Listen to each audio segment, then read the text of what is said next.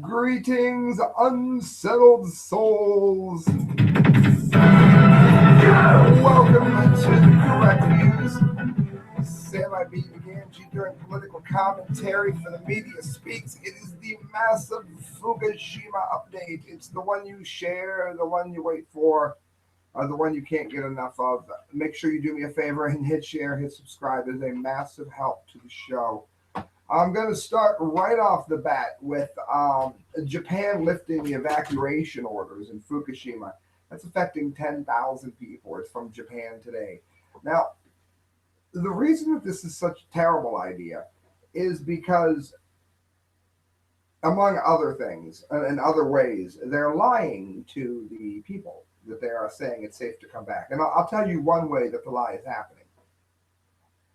Let's say that this hairbrush is my reactor. That's the nuclear reactor right there.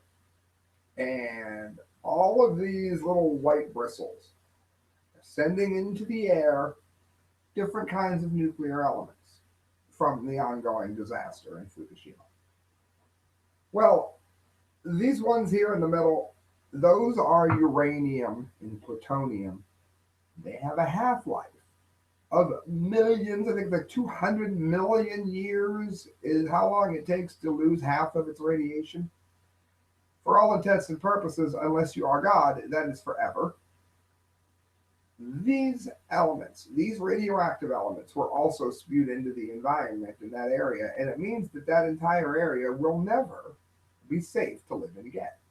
And you can source this stuff. If you have any questions, I mean, it's the day of social media. Ask Helen Collicott, Lauren Moray. Ask Arnie Gunderson. Ask any of these people. Ask them. They'll tell you. Dr. Chris Busby. What they're doing is they're testing for either radionuclides that die much quicker. So they're saying, hey, we don't see any. Or they're testing specifically for cesium and things like that, but not for the more dangerous, more deadly elements, because it's all about keeping the nuclear industry protected.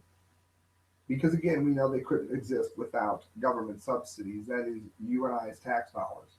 And make no bones about it, TEPCO is GE, so you're paying for it even if you're in America like I am.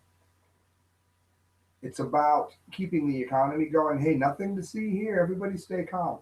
This matters because this leads to bone cancers, to heart issues, leukemias, and dreadful things, on and on and on. This is an absolutely dreadful idea.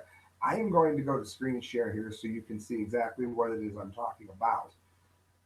The government on Tuesday further scaled down the areas in Fukushima Prefecture subject to evacuation orders since the March 11th nuclear disaster at the Fukushima Daiichi complex, enabling the return of more than 100,000 residents to the city of Minamasoma.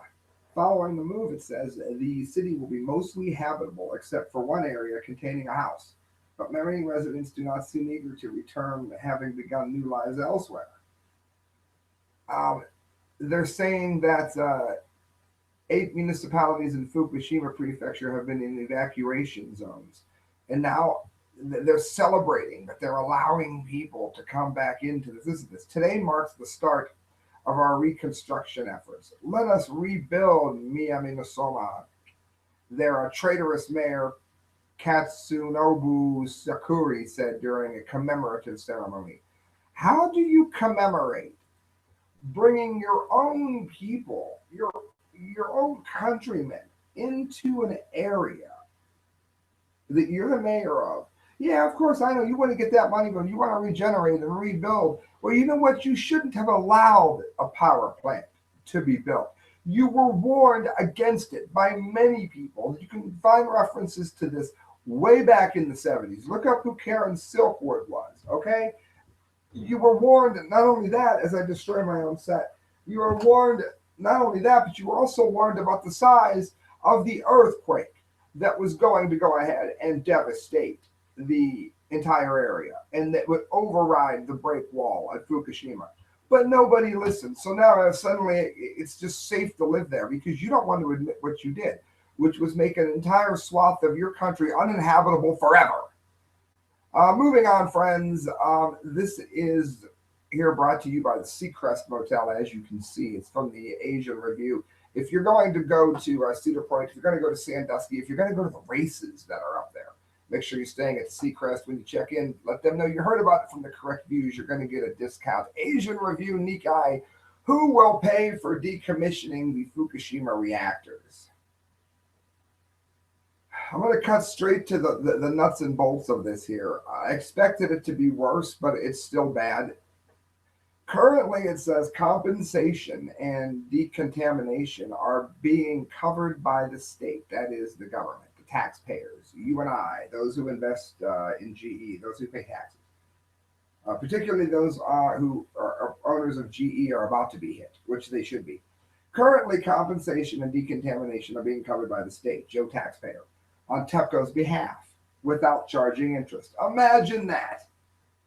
Don't you wish that you got a no interest loan from the taxpayers for poison? Let me word this differently. Don't you wish you made, what's the most colossal error you've ever made in your life, particularly in regards to other people and finances? Now, don't you wish you could have been allowed to rebuild your life with a no-interest government loan? Well, that's what they did to people that spread nuclear radiation all over the northern hemisphere. Get that? Yeah, covered by the state on TEPCO's behalf without charging interest. TEPCO and other power companies will eventually have to reimburse the government for compensation payouts through a pool of contributions. The government will recoup the decontamination costs by selling the TEPCO shares that it owns. In other words, it's a glamorized bailout, is what it is. This may crunch TEPCO. Who knows? It'll morph into something else. But the bottom line here is they have no earthly idea how to decontaminate this plant. It is a matter of scientific record that we have not even invented the machines. We don't have the technology. It doesn't exist yet to do what it is we have to do to even begin the decommissioning and deconstruction of that plant. And again, with the meltdowns, melt-outs, that means out of the container vessel, and melt-throughs, melt out, of course, the core blowing in. That's what the black goo was all over Japan. Highly radioactive, highly toxic. We don't even know how we're going to shut it down yet. And all of this research and everything is brought to you by TEPCO. Brings good things to life. Now, this is Zero Hedge. When government controls all wealth. Now, I'm not going to get into the whole article on this. There's one part of it that matters, and I'm going to skip to it. Japan, it says, always a trendsetter. The Bank of Japan has bought so many bonds that it has pushed the Japanese government bond yields below zero, out to more than 45 years of a yield curve. Basically, this is what Donald Trump is talking about. They are artificially buying their own stocks so that the bad choices that the leaders of the government has made will not make them payable to it the way it would be if Joe taxpayer did something like this.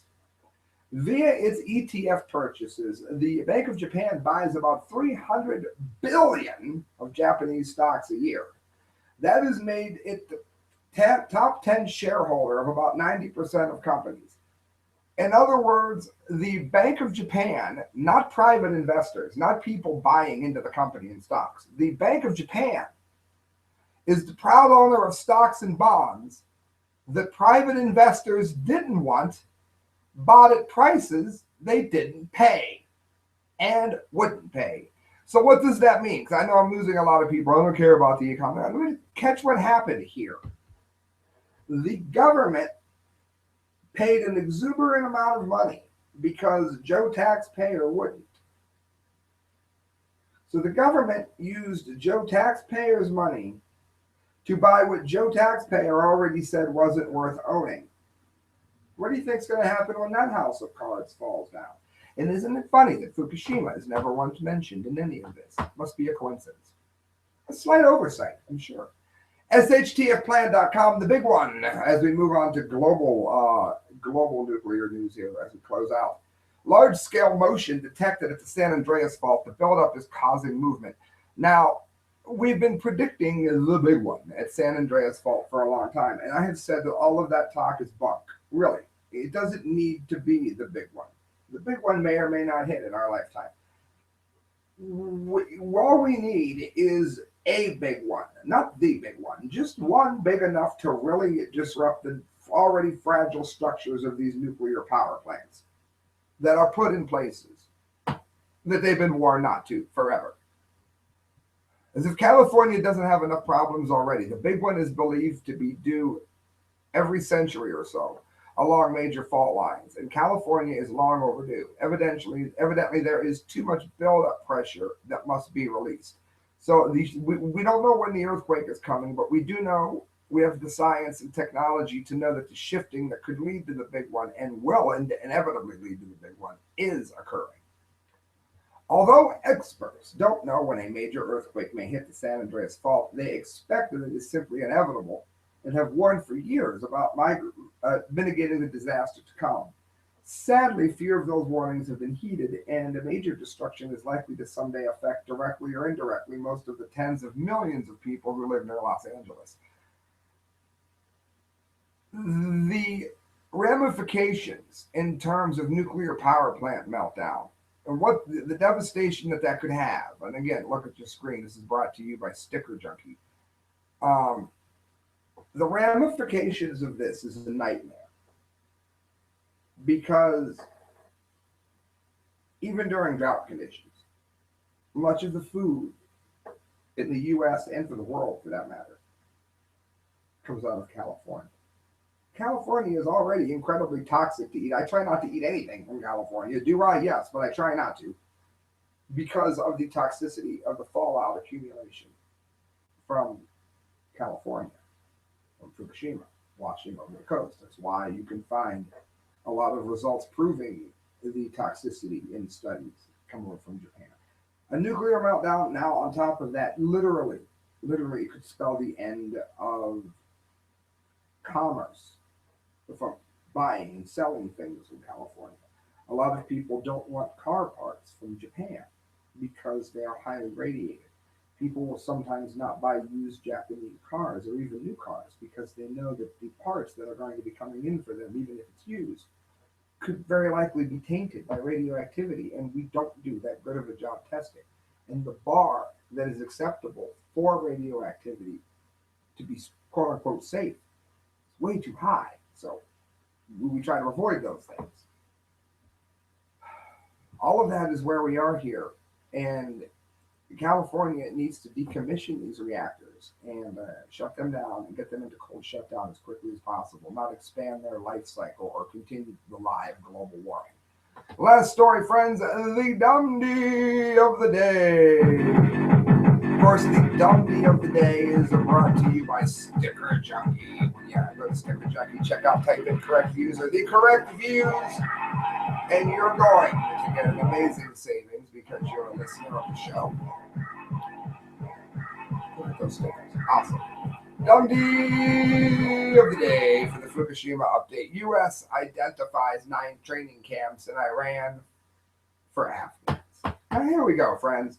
Check this out. Thank you. Thank you, Mr. John Kerry. Thank you. Oh, illustrious, amazing President Obama. Thank you so very much for working out a nuclear trade deal with Iran. Because Iran is going to use it to build the peaceful atom. Aww.